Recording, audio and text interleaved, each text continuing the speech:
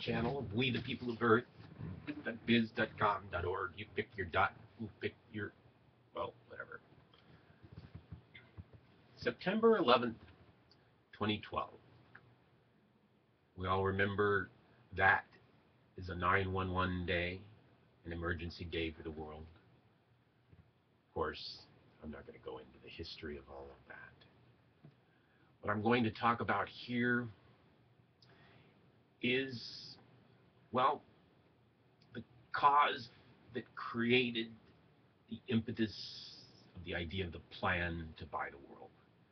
And actually, it sort of started because I started contemplating September 11, 2011, which is now past a year, but way back in 2003, it was many years in advance, and it seemed clear that it was only a matter of time, certainly maybe not by that time, but certainly by some date and time, that terrorists will get a hold of nukes and destroy cities and bring our civilization down. But let's forget the bad news. On March 1st, 2005, I started thinking about good news, and I contemplated the plan to buy the world and the entire world. And you might say, how could somebody buy the world? And certainly I can guarantee right now, and even back then, I was not really that wealthy, certainly nowhere near, well, there's nobody rich enough to buy the world. That's another interesting thing.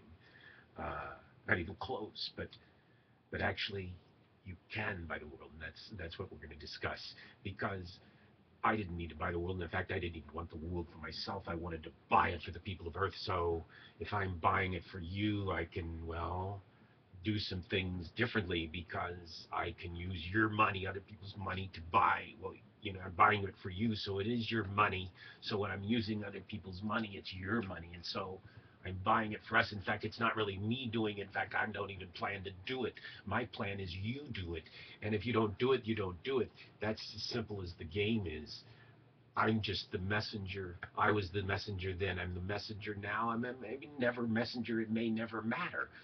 But that's not the point. Maybe it is. You could decide what are the points that matter.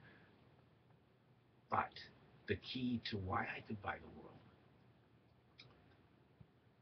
besides the fact that I flew my camel through the needle's eye, through the eye of the pyramid on the dollar bill, and that's a long story we'll eventually make quite short, well, or longer. But all you need is a plan to advance the value of the world. And if you had such a plan to advance the value of the world, if the world's worth 100 trillion, and the world's worth 500 trillion, whatever that number is, and you have a plan that can double the planet's value, the whole planet's value, virtually overnight. And what is overnight? Well, in the infinite period of time, it could be a year, it could be 5 years, it could be 19 years, it doesn't matter. But you have a plan to double the value quickly. Okay, quickly. I mean, if it's double the value over the next 200 years, it might go that fast anyway.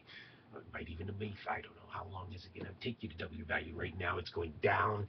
It's going to take a long time just before you start going back up again. That's another problem, because without growth, you have no value. And so the value of the world is based on the economy, and the economy is, well, not looking too good right now. We could really use some infusion of alien capital, and I'm here to provide you an infusion of alien capital. Would you accept an infusion of alien capital? Would you accept alien debt if the aliens arrived and said, we'll give you a mortgage on the Earth? Well, actually, if they were smart aliens, they'd say, listen, we don't want your mortgage. Eventually, you're going to go bankrupt and not be able to pay it. We just want a cut of your action. How about a cut of your action? We'll give you some money for a cut of your action. But anyway, let's get back to the point, not to the aliens, because that's just sort of a crazy analogy. But if you can increase the value by double, okay, if you do that quickly, then over time, then it's doubling and doubling again, or it's going faster because you're raising that rate, even if the rate goes back to what so-called normality of growth is. But there's an exponentiation process here. If you can actually get this thing going by multiples, well, you get to a point where you have so much wealth that, well, see, that's the question. How much wealth can we legitimately have? And well, the wealth is an illusion, and that's the longer part of the story of how I could buy the world, because your entire monetary construct is an illusion. I realized way back then it's really simple. First thing, it's only a matter of time between war is not an option. It's really not an option now. You talk about Iran, they get nukes, no problem. They're mad.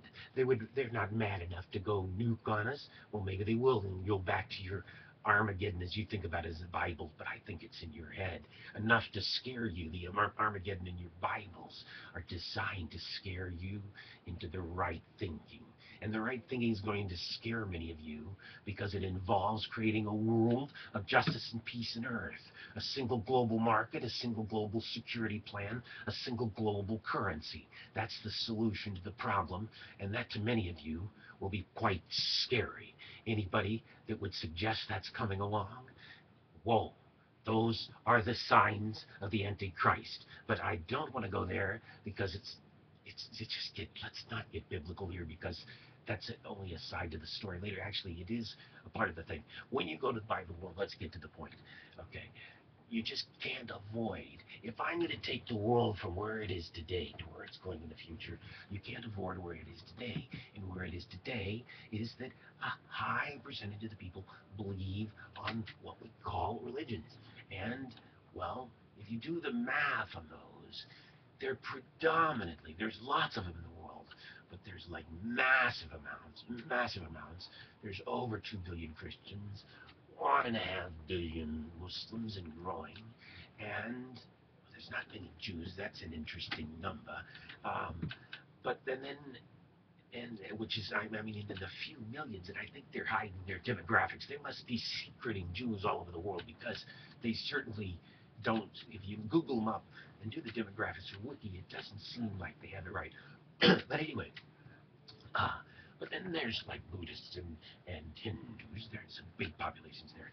But once you get beyond that, there's many. But you can't really go forward with the story of the future without without sort of understanding the story of the past. And really, the only way that we can bridge towards peace and justice in earth is to see the commonality, to see the common thread, to see the wisdom, and actually to see the common God in all our religions. And to many of you, that will seem to be blasphemy, but that's not.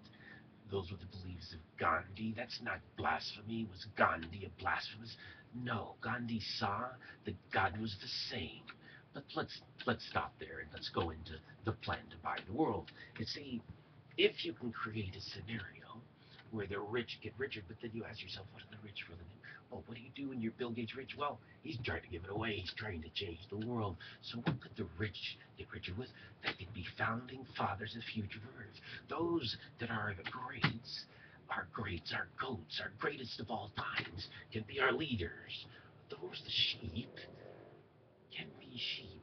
But in order for us to trust our leaders to lead, they must lead for all of us. And we must be in the enterprise together. And what we'll learn because of the challenges of labor going forward, and I'll talk to a few of them, what we will learn going forward is that we must turn the world from its sort of labor capital model to a model where all people are capitalists. All people have a piece of the action. Now, how do you do that? Well, if we buy the world, my plan is buy the world, but if we can create double the value, give the people that had the world that I bought it from a chunk of the value, give whatever the number is, but then give the people that don't have anything, and that's a lot, give them a piece of the action. Now, it's not going to be like stock as you see it, so they go out and cash it. No, it's going to be like irretrievable, and it's going to be stock that generates. They're going to be in the bottom line, the foundation, the startup, the foundation capital of the startup, the future of Earth.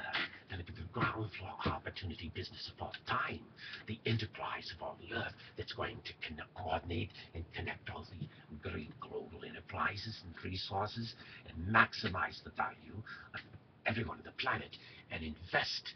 We'll be able to invest like crazy, restructure the global debt.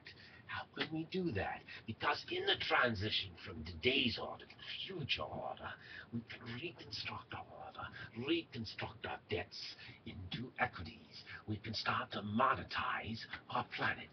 And that's a longer story, and I don't get technical on you. But there's a way to monetize the planet. If we created a global bank, we could put things behind it. People argue about who owns the Arctic. Let's give the Arctic to the bank. The people of the world now own the Arctic. Okay, who owns Antarctica? Let's give it to the bank. The people of the world own the bank. Now, okay, there are countries that own the things. Well, here's the thing. What you gotta realize is that we're in nations together. China requires the United States market and European market, but they have no miracle. Russia relies on Europe and other markets for their energy products that keeps their economies going. Brazil too. India relies on these markets. The United States relies on them, and at the same time, well, can't get enough growth itself while it's servicing its debt, while the Europeans have the same problem. And we must handle our long-term conceptual structural problems. And actually, this is where it gets weird, because peace on earth comes with a big price tag of jobs. This is why they don't want to go out of war, because how many soldiers would be out of war if we decided, listen, we're just going to put these guys out. We're not going to go to the Middle East. We're going to just say, hey, guys, you're on your own. We're using drones. We're going to drone you out, although I highly don't recommend the explosion of drones, because I envision a future where drones become the weapons of terror. See, the weapons of today becomes the terrorist weapons of the future. We can't proliferate the weapons, but anyway, let's just think about it. If all of a sudden we start having justice on Earth, we'll have to clean up the jails. We'll lose jailer jobs, and there's going to be lots of jobs being lost. But what we make up in the jobs lost for killing is we make up in the jobs of building, and we make up the jobs of building, housing, and food, and the things that people know, the things that people measure value. See, it's not important, the monetary value of your paper, whatever your money is. Whatever money it is right here, it's not important what that value is. But it sort of is, and it's an exchange of currency, which is always important. And by the way, my currency that I propose is entirely virtual. Now, what is an entirely virtual currency? That means it's entirely a computer. It doesn't exist in paper. A computerized currency is entirely trackable. Well, what does the black market do when you track all the currency transactions? What do corrupt people do when their currency is moving around? How do you find people? It gets much more complicated. But beyond that, we can actually trace the currency, and in the currency itself could be our method of tax collection. That's right. We would be able to minimize what we know down to government, maybe to zero, make them parts of the enterprise. But the currency itself could have, like, the percentages. I'm just going to throw out a number, but if every currency transaction just took a 1%, and like you wouldn't need Visa and MasterCard, you just had 1%, it'd be cheaper than a Visa MasterCard transaction. And we might be able to, if we did it cheap and everything, and really cheap enough, we might be able to, like, make that tax run some part of the government, and then maybe income's taxed at 10%. Whatever those numbers are, they build them in the system, and they might be different in nations, but then those taxes are all collected, and they're all automatic, and they're all integrated into one system, and the system will have data, all its data and information, and we'll have to deal with privacy concerns, but also we'll have to deal with the concerns of how do we deliver the best products to us, and we must use data and well, artificial intelligence to take our mind beyond our own mind, and that's where it really gets interesting. That's where we go quite far beyond where we are, and well, I'll just stop here, because when I start talking, can you hear me now, Hal Watson? Can you hear me now, Hal Watson?